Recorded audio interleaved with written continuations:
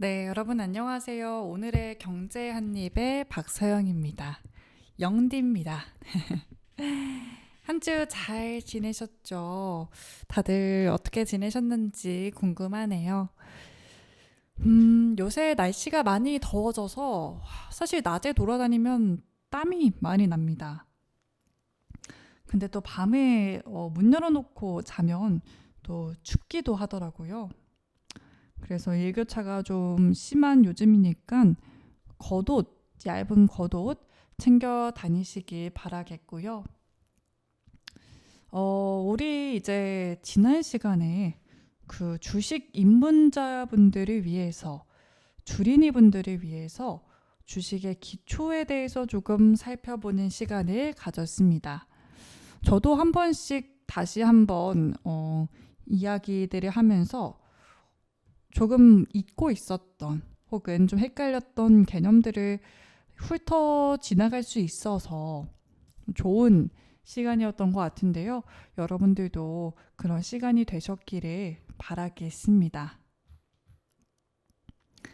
오늘은 좀 어떤 이야기부터 시작을 하려고 하냐면요. 그 젠슨 황. 요새 이 사람 모르면 정말 안 되죠. 젠슨 황이 이제 어떤 스토리를 가진 사람인지 그거를 좀 짚어보려고 하는데, 먼저 이 젠슨 황에 대해서 우리가 알아보기 전에 노래를 한 곡 먼저 듣고 오려고 해요. 오늘 좀 옛날 노래 먼저 들려드리고 싶은데, 김광석, 또 저희 아버지께서 굉장히 좋아했던 가수인데, 김광석의 바람이 불어오는 곳을 먼저 듣고 에피타이저로 넘어갈게요.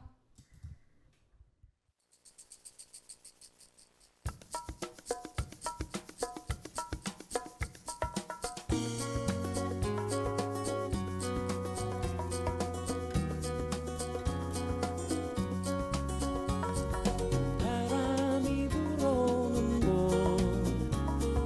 그곳으로 가네. 그대의 머릿결 같은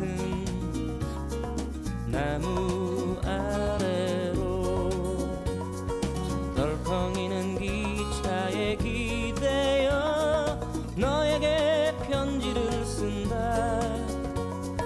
꿈에 보았던 길, 그 길에 서 있네.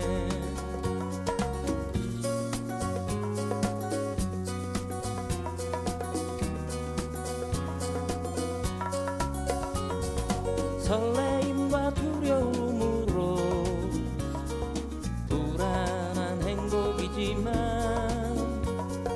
우리가 느끼며 바라볼 하늘과 사람들, 힘겨운 날들도 있지만 새로운 꿈들을 위해 바람이 불어오는 곳 그곳으로 가네.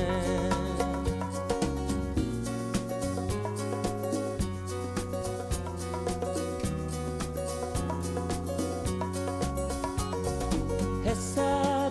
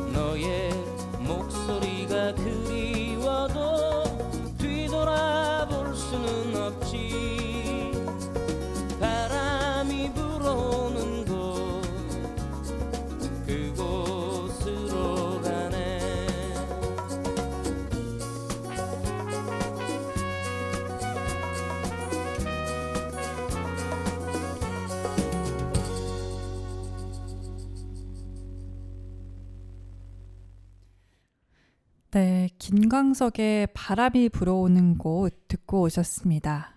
정말 명곡 중에 명곡이죠. 정말 김광석님의 노래는 들으면은 이렇게 가슴이 몽글몽글해지고 이렇게 뭔가 와닿는 그런 힘이 있는 노래인 것 같습니다. 너무 빨리 좀 떠내보낸 또 가수분이셔서 좀 그런 항상 씁쓸한 마음이 들긴 하지만 우리에게 또 이런 좋은 곡들을 남겨주셔서 감사하죠. 아마 아버지분들, 어머니분들도 다 좋아하셨던 노래일 것 같아요. 그래서 오늘 이 노래로 한번 시작을 해봤고요. 저희 주식에 대해서 좀 기초적인 거 배워보고 있었죠. 그 중에서 요새 주식 시장을 정말 뜨겁게 만들고 있는 젠슨 황. 도대체 어떤 사람인지 살펴보려고 하는데요.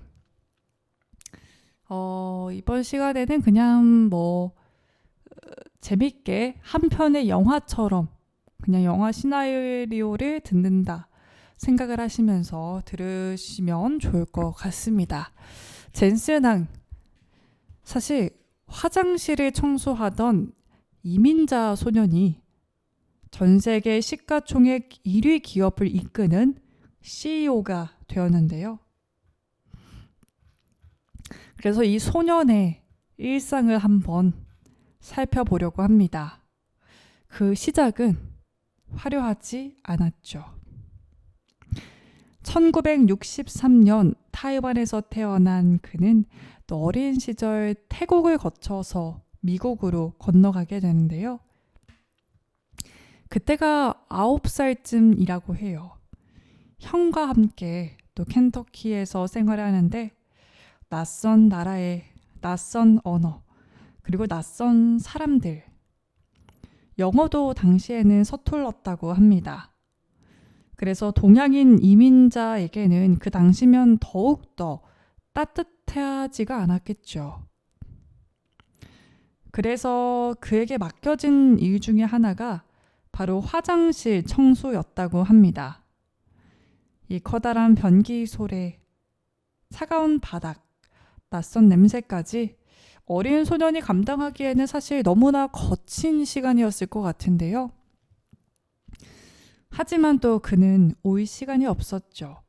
살아남아야 했으니까요.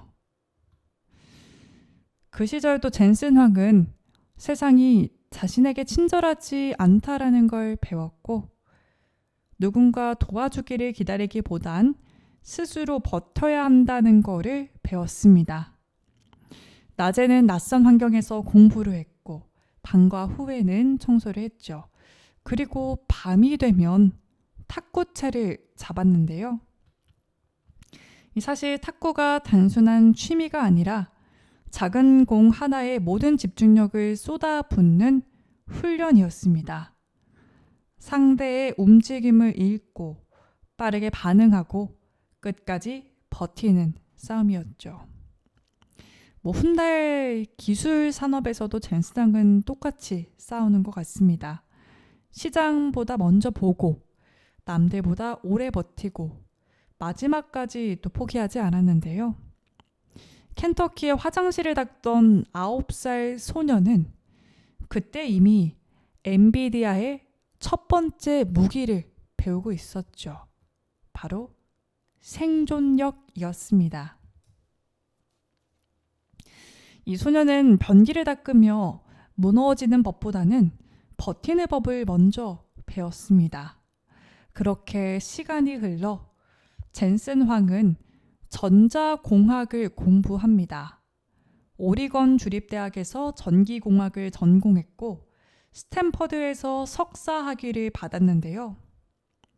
그는 AMD와 LSI 로직에서 반도체 엔지니어로 일했습니다. 겉으로 보면 안정적인 길이죠. 좋은 학위와 좋은 직장, 유능한 엔지니어. 하지만 젠슨 황은 마음속에 다른 약속을 품고 있었는데요. 그는 아내 로리에게 또 이렇게 말을 했습니다. 30살이 되면 내 회사를 갖겠다. 1993년 30살의 젠슨 황은 그 약속을 현실로 옮깁니다. 장소는 화려한 회의실은 아니었습니다. 실리콘밸리의 데니스 식당. 이 싸구려 커피를 시켜놓고 몇 시간씩 앉아 있을 수 있는 그런 곳이었는데요. 그의 옆에는 크리스 말라초스키와 커티스 프리엠이 있었습니다. 3명의 엔지니어는 식당 테이블에 앉아서 컴퓨터를 상상을 했죠. 당시 세상은 텍스트 중심의 컴퓨터에서 그래픽 중심의 컴퓨터로 넘어가고 있었습니다. 사람들은 아직 그래픽을 부가 기능처럼 봤는데요. 하지만 젠슨 황은 달랐죠. 그는 화면을 보지 않았고 미래를 봤습니다. 게임, 3D 그래픽, 영상, 시각화. 컴퓨터가 점점 더 많은 것을 보여줘야 하는 시대. 그 시대에는 새로운 칩이 필요하다고 믿었는데요. 자본금은 4만 달러, 직원도 적었고 이름도 없는 회사였죠. 하지만 그 새 청년들은 자신들이 만들 칩이 언젠가 세상을 바꿀 거라고 믿었습니다. 그래서 엔비디아가 탄생을 했습니다. 라틴어로 질투와 부러움을 뜻하는 인비디아에서 이름을 따온 회사죠. 언젠가 세상이 부러워할 칩을 만들겠다라는 이 무모한 꿈이 데니스 식당의 커피 냄새 속에서 시작이 됐습니다. 이렇게 거대한 제국은 연구소에서 태어나지 않았고 이 싸구려 커피가 식어가던 식당 테이블 위에서 시작이 됐습니다. 네, 하지만 또 현실은 영화보다 잔인했죠. 엔비디아의 첫 제품 NV1은 시장에서 실패를 했습니다. 기술은 흥미로웠지만 시장의 표준과는 맞지가 않았거든요. 제품은 팔리지 않았고 돈은 빠르게 줄어들었습니다. 그래서 회사는 곧 죽을 수도 있었는데요. 그때 엔비디아에게 마지막 동아줄 같은 기회가 찾아옵니다. 바로 일본의 게임 회사 세가였는데요. 이 세가는 차세대 게임용 그래픽을 필요로 했고 그래픽 칩을 필요로 했고 엔비디아는 MV2라는 칩을 개발하게 됩니다. 엔비디아 입장에서는 생명줄이었죠. 이 계약이 성공하면 살아남을 수 있었는데요. 하지만 1년 뒤 젠슨 황은 끔찍한 사실을 깨닫습니다. 세상이 바뀌고 있었죠. 마이크로소프트가 PC 그래픽의 표준을 삼각형 폴리곤 방식으로 밀고 가기 시작을 했습니다. 그런데 엔비디아가 세가와 만들던 칩은 다른 방식이었죠. 계약대로는 완성을 할 수가 없었습니다. 하지만 완성을 해도 시장에서 살아남기는 어려운 칩이 될 수가 있었는데요. 여기서 젠슨 황이 선택을 해야 되겠죠. 계약을 끝까지 밀어붙일 건가, 아니면 실패를 인정할 건가. 계약을 지키면 당장은 버틸 수 있었지만 세가를 위험에 빠뜨릴 수 있었죠. 계약을 깨면 엔비디아는 당장 파산할 수가 있었습니다. 그래서 그의 선택은 일단 도쿄로 향했습니다. 이 세가 본사 회의실, 그 자리에는 유스츠키 감독과 세가의 경영진이 앉아 있었습니다. 젠슨 황에게는 사실 그냥 평범한 비즈니스 미팅은 아니었을 것 같아요. 약간 청문회 같은 자리였겠죠. 그는 도망칠 수 있었고 변명을 할 수도 있었지만 실패를 인정했습니다. 우리가 틀렸습니다. 계약대로 만들 수 있지만 그 칩은 시장에서 살아남지 못할 겁니다. 그리고 가장 잔인한 말을 덧붙여야 됐습니다. 돈을 이미 썼고 돌려드릴 돈도 없습니다. 이 말은 엔비디아를 끝낼 수도 있었습니다. 일본 대기업 앞에서 작은 미국의 스타트업 대표가 실패를 고백했습니다. 기술은 틀렸고 돈은 없었고 우리를 살려달라는 말. 비즈니스 세계에서는 사실 불가능한 요구였죠. 그 어느 곳보다 냉정한 세계에서 이 젠슨 황의 정직함이 빛을 발했습니다. 기적이 일어났죠. 세가는 젠슨 황의 정직함을 보았고 그가 실패를 숨기지 않았다라는 점을 보았습니다. 그래서 세가가 선택한 건 소송이 아니라 도박이었습니다. 그 돈을 돌려받는 대신 엔비디아가 다시 일어설 가능성에 베팅한 건데요. 미국으로 돌아온 젠슨 황은 직원들에게 말합니다. 우리에게 남은 돈이 얼마 없다. 이제 물러설 곳은 없었습니다. 엔비디아는 배수의 진을 쳤죠. 그리고 6개월 동안 모든 것을 쏟아부어 새로운 칩을 만듭니다. 그 칩이 리바 128인데요. 리바 RIVA는 이 시장에서 성공을 합니다. 그래서 엔비디아가 살아나게 되죠. 세가 앞에서의 고백은 엔비디아를 무너뜨린 장면이 아니었습니다. 오히려 엔비디아를 다시 태어나게 만든 장면이었죠. 실패를 인정한 정직함, 방향을 바꾼 결단, 마지막까지 버틴 생존력, 이 세 가지가 이때 엔비디아의 DNA가 됩니다. 그리고 1999년 엔비디아가 다시 세상에 다시 한번 도전장을 던집니다. GPU. 지금은 너무나 익숙한 단어죠. 하지만 당시에는 그렇지 않았습니다. 그래픽 칩은 CPU를 보조하는 부품에 가까웠고 컴퓨터의 주인공은 CPU였죠. 그런데 젠슨 황은 그 위치를 바꾸고 싶었습니다. 그래픽 칩을 단순 보조 장치가 아닌 독립적인 연산 능력을 가진 프로세서로 올려놓고 싶었는데요. GPU라는 단어는 이제 컴퓨팅의 권력 구조를 바꾸겠다라는 선언이었죠. 사람들은 더 부드러운 게임 화면을 봤습니다. 더 사실적인 3D 그래픽을 봤죠.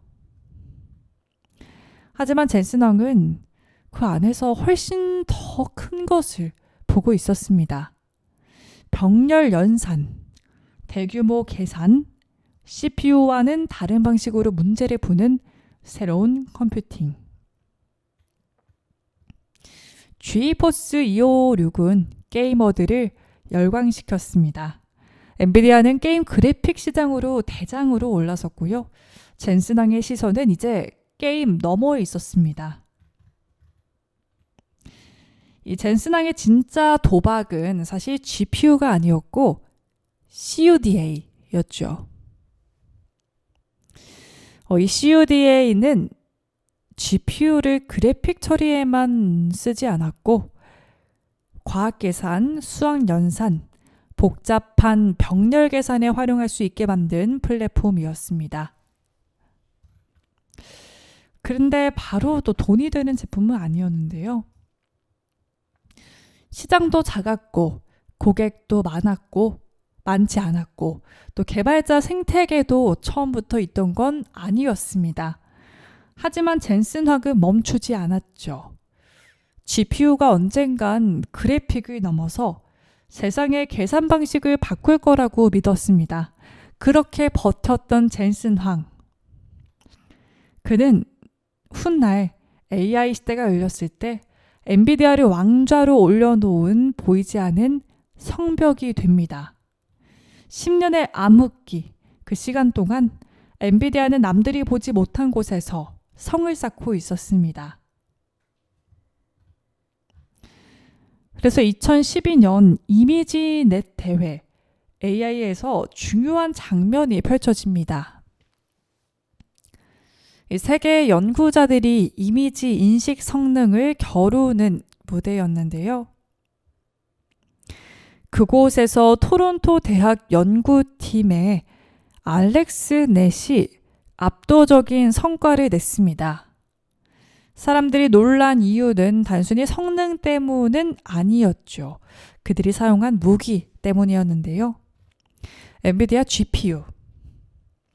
오랫동안 게임 그래픽을 만들어졌다라고 생각했던 GPU가 인공지능 학습에서 엄청난 학습을 보여준 겁니다. 10년 동안 외면받던 쿠다, CUDA가 마침내 주인을 만났습니다. 그 주인공의 이름은 인공지능이었는데요. 젠슨 황에게 이 소식은 단순한 연구 성과가 아닌 미래가 문을 두드리는 소리였습니다.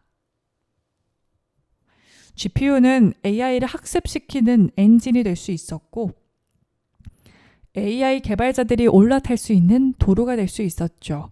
그래서 이제 엔비디아는 방향을 틀기 시작합니다. 그래픽 회사에서 AI 회사로, 게임 칩 회사에서 AI 인프라 회사로.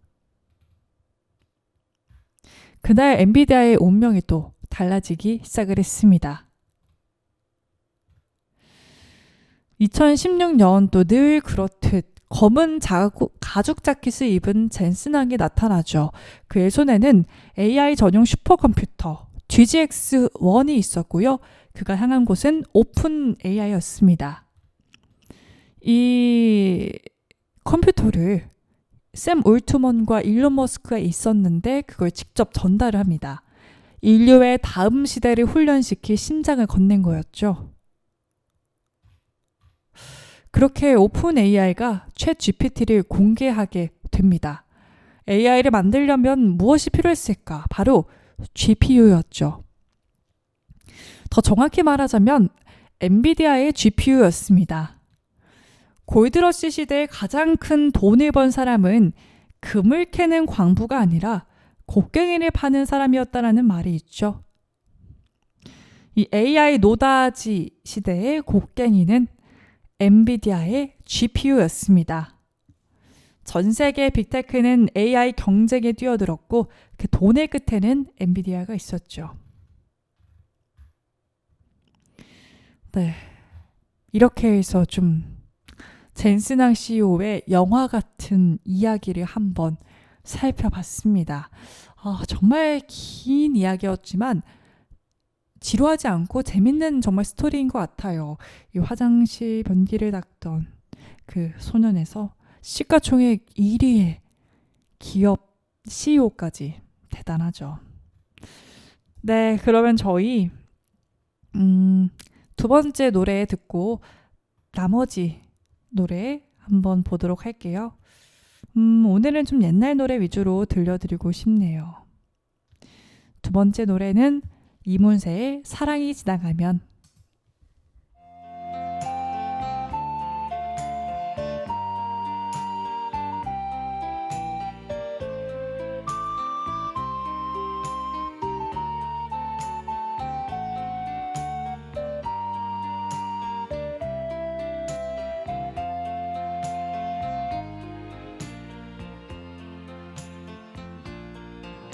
그 사람 나를 보아도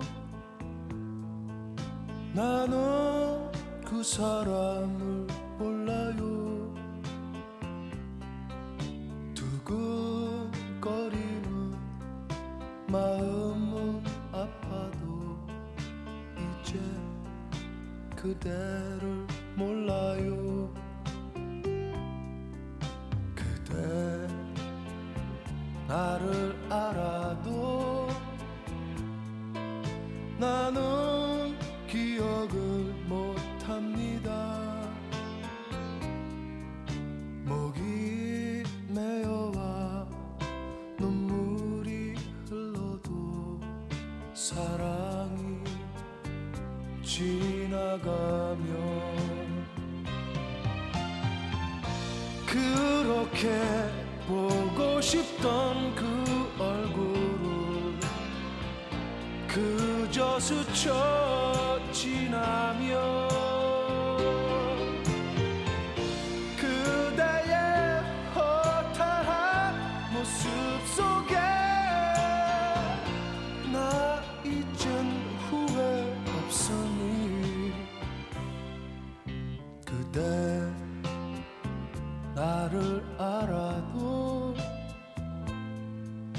나는 기억을 못합니다. 목이 메어와 눈물이 흘러도 사랑이 지나가면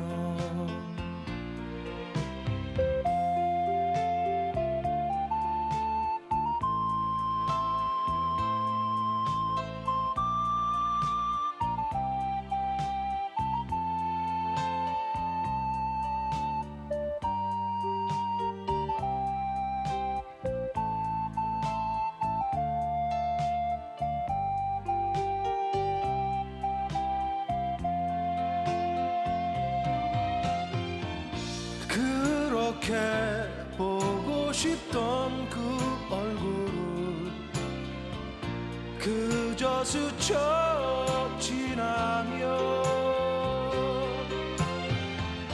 그대의 허탈한 모습 속에 나 이젠 후회 없으니 그대 나를 알아도 나는 기억을 못합니다. 목이 메어와 눈물이 흘러도 사랑이 지나가면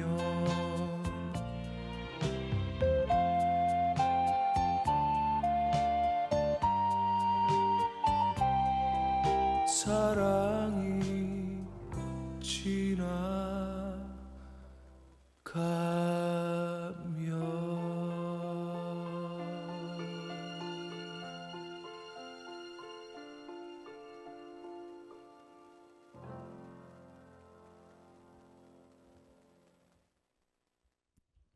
네, 이문세의 노래 듣고 왔습니다.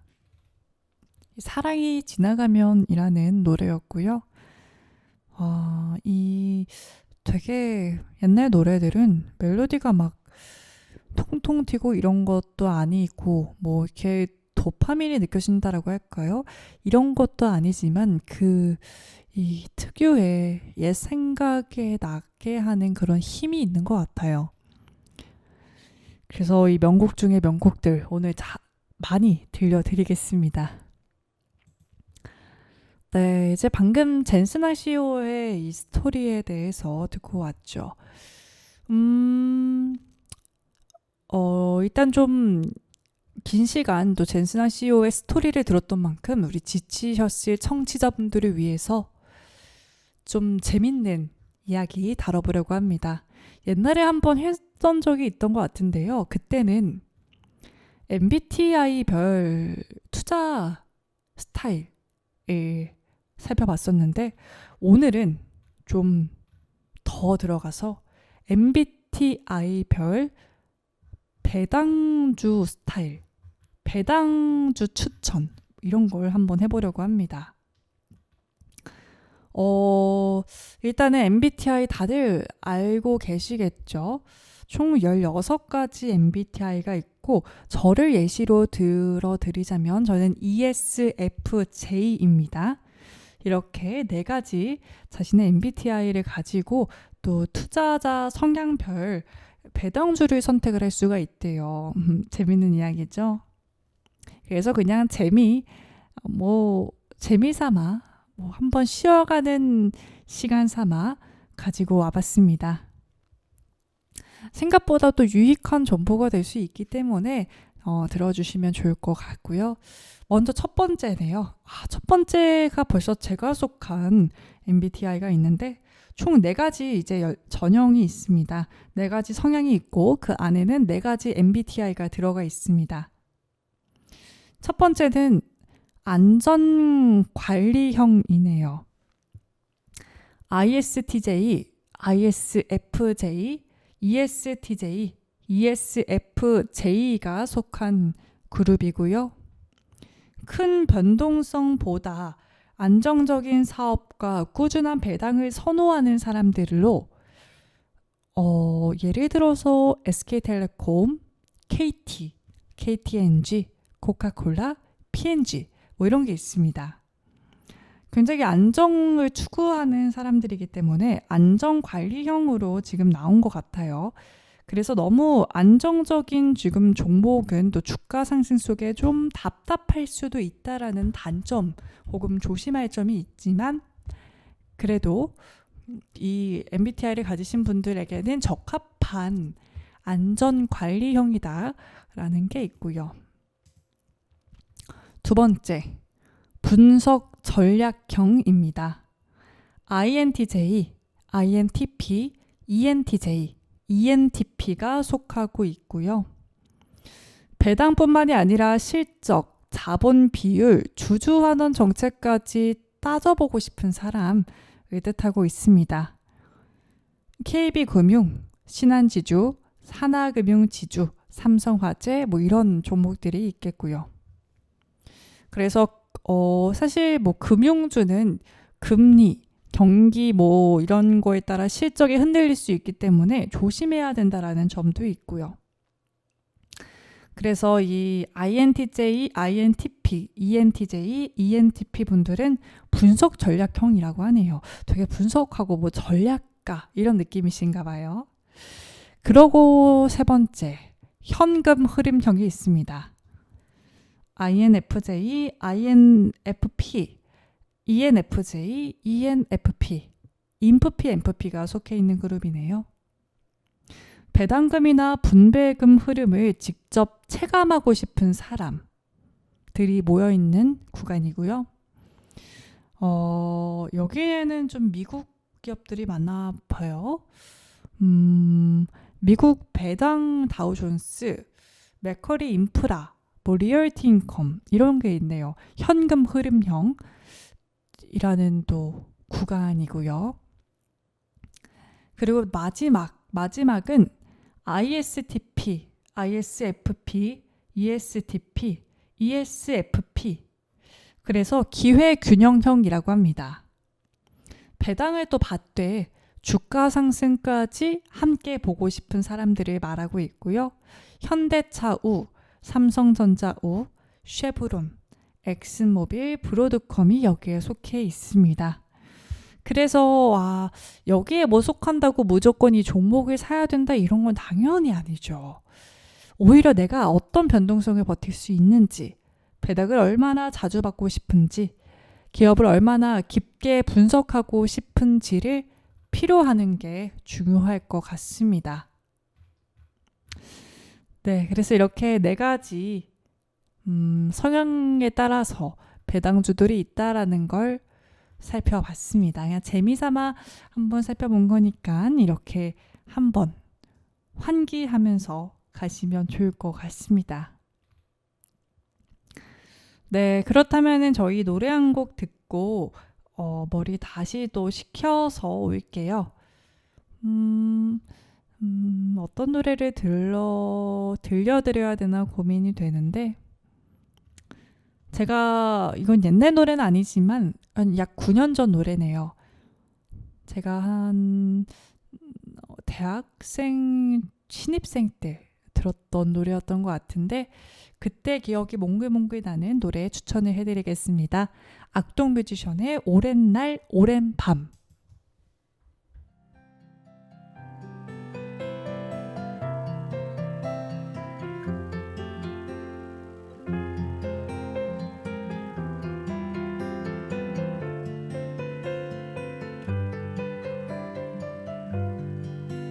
별 하나 있고 너 하나 있는 그곳이 내 오랜 밤이었어.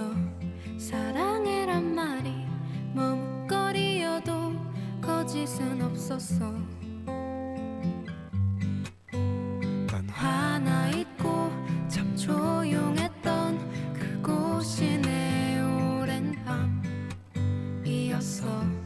어둠 속에서도 잠 이루지 못해 흐느껴오는 너의 목소리. 그대 곁이면 그저 곁에서만 있어도 행복했다.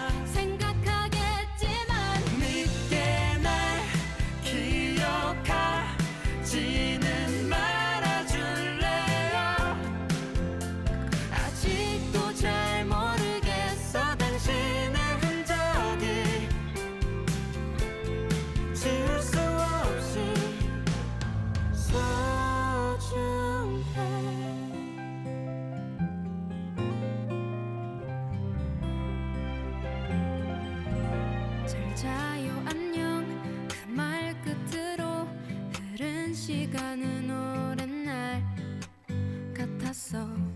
우린 서로에게 깊어져 있었고 난 그게 두려워. 넌 가만히 있고 나도 그러했던 순간은 우리 오랜 날 함께한 시간을 아무런 의미도 없듯이 추억만 하게 하겠죠. 그대 곁이면 그저 곁에서만 있어도 보고 싶고 또 행복했어. 그건 진심이었어. 오랜 날 오랜 밤 동안 정말 사랑했어요. 어쩔 수 없었다는 것 말고 안 될 거라 생각하겠지만 믿게 날 기억하지는 말아줄래요. 아직도 잘 모르겠어. 당신의 흔적이 지울 수 없이 소중해. 하늘이 참 뿌옇고 맘을 다 잡아야 하죠. 이젠 마지막 목소리 마지막 안녕.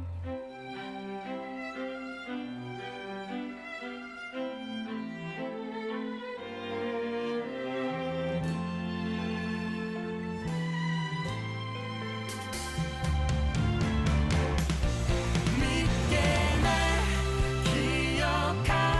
기억하지는 말아줄래요.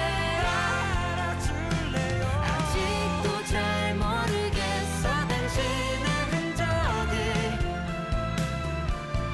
지울 수 없이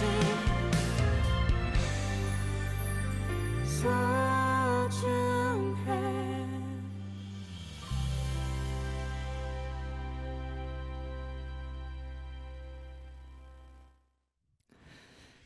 네, 악동 뮤지션의 오랜 날, 오랜 밤 듣고 오셨습니다. 노래가 참 밤, 봄에 정말 날씨 좋은 그런 밤이 생각나는 노래인 것 같아요. 다들 이제 노래 들으면서 생각나는 계절이나 상황이 있을 것 같은데, 이 노래에는 또 저의 추억을 담고 있는 그런 노래인 것 같습니다. 자, 우리 이제 오늘은 뭐 메인 에피타이저 이런 거 없이 우리가 알아야 될 이슈들을 조금씩 계속 살펴보는 시간을 가져볼게요. 그 동전주라고 들어보셨을까요? 2026년부터 이제 2026년 정확히는 7월이죠. 7월부터 동전주 퇴출에 대한 이야기 나오고 있습니다. 7월부터 부실기업을 솎아내기 위해서 강력한 퇴출 제도가 본격 시행이 된다라고 하는데요. 이 개정안은 국내 증시의 체력을 키우고 투자자를 보호하겠다라는 취지입니다. 그래서 동전주, 이게 과연 어떤 내용인지 살펴보려고 할게요. 주가가 1,000원 미만인 동전주가 1,000원 미만인 또 주식을 말하고 있는데, 그 동전주가 지금 주가 조작 세력의 표적이 되고 변동성이 커서 시장을 교란하는 주범으로 지목되고 있는데요. 그래서 7월부터는 동전주 퇴출 조건이 처음으로 도입이 됐습니다. 주가가 30일 거래 연속 이 1,000원 미만일 경우에 지정이 되고요. 최종 상장 폐지는 관리 종목 지정 후 90일 거래일 동안 연속 45거래일 이상 주가가 1,000원을 회복하지 못하면 증시에서 퇴출을 당합니다. 그래서 뭐 상장 폐지를 면하기 위해서 최소 시가총액 기준이 5배에서 6배 정도 대폭 상향된다라고 하네요. 코스피 시장은 기존 50억 미만에서 300억 미만으로 상향을 했고 코스닥 시장은 40억 미만에서 200억 미만으로 상향을 했습니다. 그래서 이제는 단기 주가 띄우기를 막기 위해서 연속 45거래일 동안 시총 기준을 유지해야만 퇴출을 면할 수 있다라고 하는데요. 그렇기 때문에 동전주들을 지금 퇴출시키려고 하는 것 같습니다. 허위 공시나 공시 번복 등 시장의 신뢰를 깨트리는 기업에 대한 처벌 수위도 한층 매서워지는데요. 이 벌점 기준이 하향이 되고 원 스트라이크 아웃이 신설이 됩니다. 공시 위반 행위가 고의적이고 중대하다고 판결이 될 경우 단 한 번의 위반만으로도 벌점과 상관없이 즉시 상장 폐지 심사를 받게 됩니다. 네, 그래서 이번 개정안의 골자가 퇴출 문턱을 높이고 심사 기간을 단축해서 꼼수 연명을 차단하려는 것을 말하고 있는데요. 이렇게 해가지고 지금 동전주가 많이 없어지고 코스닥 시장이 코스피보다는 코스닥 시장에서 조금 부실기업이 퇴출을 당하면서 시장이 건강해지지 않을까라는 지금 의견들이 나오고 있습니다. 그래서 보유하시는 종목 중에 좀 내 종목이 개정안의 사정권에 들어왔다면 빠르게 좀 판단하시는 게 좋을 것 같습니다. 7월이라고 하니까요. 네, 이렇게 동전주 퇴출, 7월에 있을 동전주 퇴출 개정안에 대해서 좀 알아봤고요. 저희 노래 한 곡 듣고 이제 슬슬 정리하는 시간을 가지겠습니다. YB의 흰수염고래 듣고 오실게요.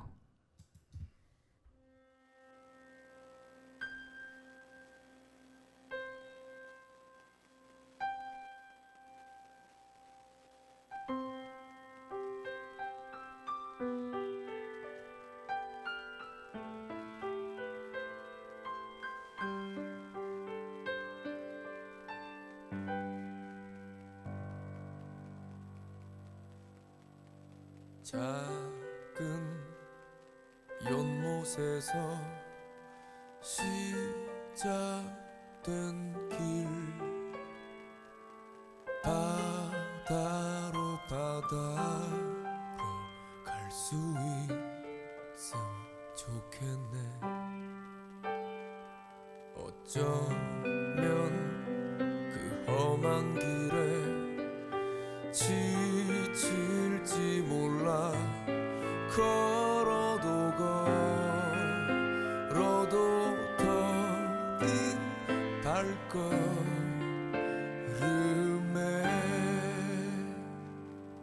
너 가는 길이 너무 지치고 힘들 때 말을 해줘. 숨기지 마, 너론 자가 아니야.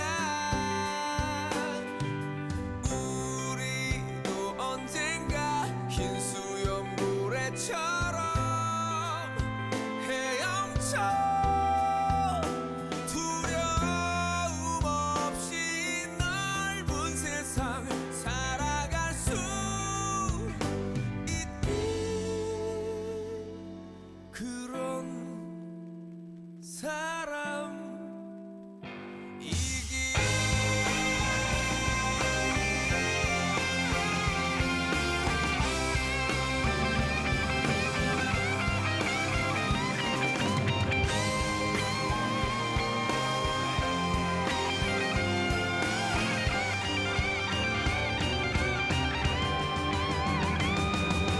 더 상처받지마, 이젠 울지마, 웃어봐.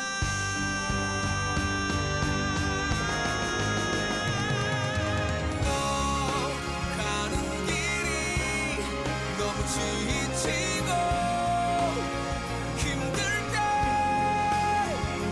말을 해줘. 숨기지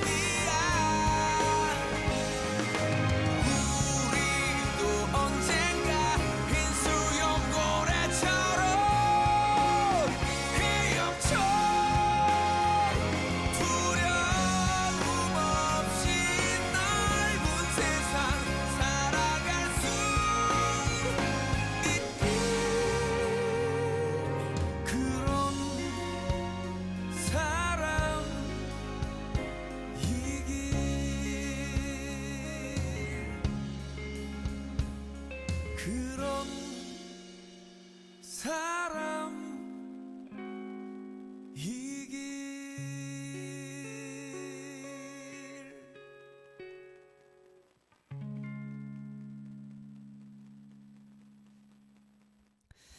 네, YB의 흰 수염고래 듣고 오셨습니다. 저는 이 노래를 옛날에 좀 알았다라기보단 최근에 알게 됐는데요. 너무 힘이 나더라고요, 저한테는. 이렇게 노래는 참 그 노래를 들을 때 이 그 장소와 사람, 또 분위기, 뭐 느낌, 냄새까지도 기억하게 하는 힘이 좀 있는 것 같습니다. 그래서 많은 좀 힘을 느껴지게 했던 노래 여러분들에게도 좀 같이 들려드리고 싶었고요. 네, 저희 오늘은 좀 오랜만에 이 6월의 증시, 이제 좀 거의 얼마 남지 않았는데 2월을 한번 정리하는 시간을 가지면서 어떤 일정이 또 있었고 뭐가 있었는지 살펴보려고 합니다. 일단은 6월 셋째 주를 기준으로 좀 시작을 해볼게요. 6월 셋째 주, 일단 15일에 G7 정상회의가 좀 시작이 됩니다. 시작이 됐었죠. 17일까지 정상회의가 시작이 됐었고, 이 주, 셋째 주가 사실 지금 그 금리를 결정하는 금융통화위원회, 금융정책위원회 뭐 이런 이벤트들이 굉장히 많았어요. 그래서 16일에는 이 BOJ가 지금 예정이 되어 있었죠. 15일부터 16일까지 BOJ 금융정책위원회가 예정이 되어 있었습니다. 일본은행의 금리를 결정하는 이벤트이죠. 네, 그리고 뭐 이날 FOMC도 시작을 하네요. FOMC도 16일에 시작을 해서 17일까지, 화요일, 수요일까지 있고, 미국의 금리를 결정하는 중요한 이벤트이죠. 이렇게 화수까지 일본과 미국의 금리 결정, 그리고 EU의 정상회의가 18일 날, 목요일 날 있었습니다. 그리고 금요일로 가게 되면 미국의 선물 옵션 동시 만기일이 있죠. 굉장히 그 변동성이 심한 날들인데, 그렇기 때문에 우리 시장에도 좀 변동성이 컸었던 것 같아요. 미국의 선물 옵션 동시 만기일이 있었고, 네, 그리고 이제 그 다음 주, 넷째 주로 가게 되면 MSCI에도 시장 분류가 예정이 되어 있습니다. 그래서 MSCI에서 한국의 관찰 대상국도 등록 확인 예정이 있었고, 또 24일이죠. 24일에는 한국은행의 금융안정회의가 있습니다. 그리고 마이크론의 실적에도 발표가 됐습니다. 그리고 나서 목요일에는 미국 PCE 물가지수가 또 발표가 됐습니다. PCE 물가지수가 발표되고 나서 오늘 나이키의 실적도 발표가 됐었죠. 네, 이렇게 해서 뭐 6월 사실 많은 일정들이 있었습니다. 뭐 대대외 변수들로 인해서 우리 시장 뭐 변동성도 심했고, 좀 그래도 생각보다는 여유롭게 지나갔던 그런 것들도 있었던 것 같고요. 6월도 증시 주식은 또 어떠셨는지 궁금하네요. 변동성이 심하면서 많은 분들이 오르락 내리락 롤러코스터를 타는 것 같다, 현기증이 나는 것 같다라고 말씀을 주셨는데, 그럼에도 또 여러분의 계좌가 늘 든든하기를 또 오늘의 경제 한입이 항상 바라고 있습니다. 7월에는 또 많은 일정들이 있을 것 같아요. 우리 7월 증시 뭐 실적 발표도 있을 것 같고요. 7월 증시를 좀 간단하게 살펴보면 2026년 7월에는 또 많은 일정들이 예정이 되어 있습니다. 아무래도 6월부터는 조금씩 흔들리면서 뭐 코스닥의 30주년이라고도 하네요. 7월에는 코스닥이 30주년을 맞이하고, 또 삼성전자의 2분기 실적 발표도 예정이 되어 있고요. 한국은행 금리 결정, 또 SK 하이닉스의 미국 ADR 상장이 7월에서 8월 중에 예정되어 있습니다. 미국 FOMC 금리 결정 7월 말에 예정이 되어 있고요. 또 코스닥 30주년 기념행사에서는 코스닥 승강제의 가이드라인이 발표가 된다라고 하네요. 네, 이렇게 해서 오늘의 경제 한입 여기서 마무리를 해보도록 하겠습니다. 여러분들 한 주도 너무 수고 많으셨고요. 저희는 다음 주에 더 알찬 소식으로 찾아올게요. 마지막 곡은 좀 활기차게 싸이의 예술이야 듣고 마무리하겠습니다.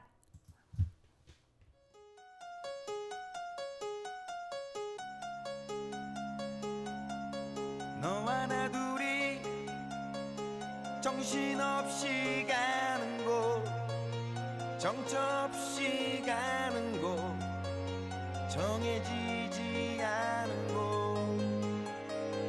거기서 우리 서로를 재워주고 서로를 깨워주고 서로를 채워주고 Excuse me 잠시만 아직까진 우린 남하지만 조만간 중독성을 자랑하는 장난감 지금 이 느낌적인 느낌이 통하는 느낌 녹아버린 아이스크림 지금의 우리에게는 꿈이야 너와 나 둘이서 추는 춤이야 기분은 미친 듯이 예술이야 우웨오 우웨오 우웨오 하늘을 날아가는 기분이야 죽어도 상관없는 지금이야 심장은 터질 듯이 예술이야 우웨오 우웨오 우웨오 예술이야 예술이야 예술이야 이런 날이 올 줄이야 예술이야 예술이야 우웨오 우웨오 우웨오 너와 나 둘이 밤새 잔을 부딪혀 밤새 뺨을 부비며 밤새도록 둘이서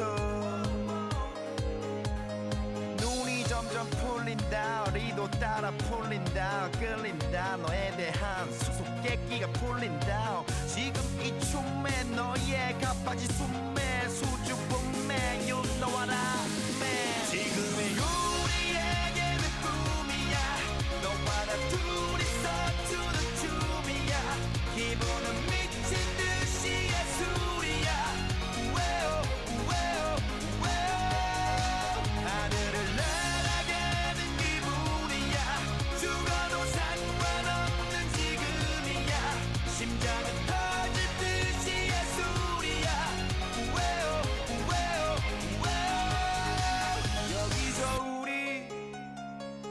같은 것을 즐기고 같은 것을 느끼고 웃다가 흐느끼고 아가씨 만나기 전에 난 건달 미녀 만나기 전엔 야수였던 날 바꿔버렸어 내가 찾던 사람 너였어